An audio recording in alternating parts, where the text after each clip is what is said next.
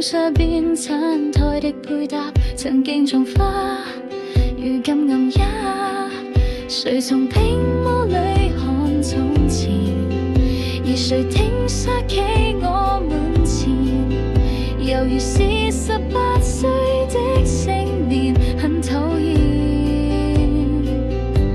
誰人願伴你到成年，停留塵俗世裏浮潛，幻亮背伴你旅行，如途中加冕。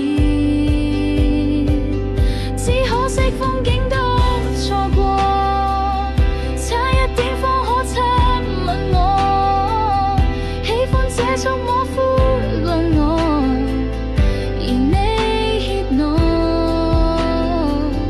冬天的街巷中碰過，吹起的煙圈中說破，心中這一位英俊少年的愛火，可燒傷我。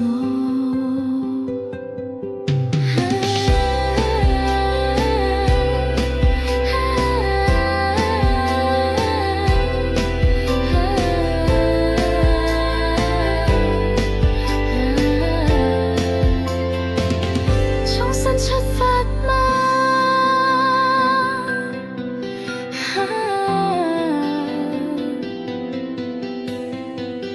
更渴望未來，以往這少年懂愛嗎？彷彿不夠，成長會進化，我也信念指引。